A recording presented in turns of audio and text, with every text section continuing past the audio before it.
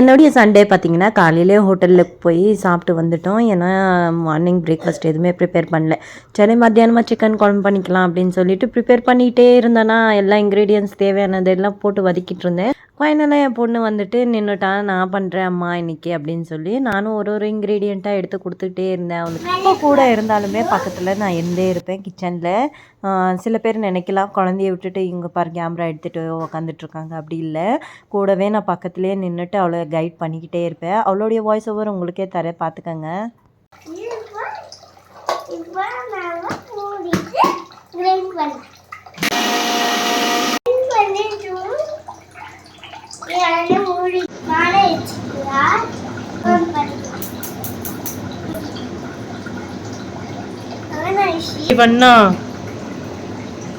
என்ன போடும்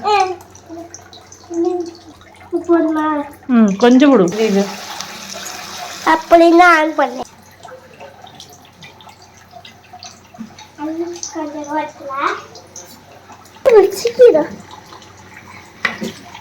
அடிச்சு மசாலா போட்டுக்கலாம். போட்டுவோம்.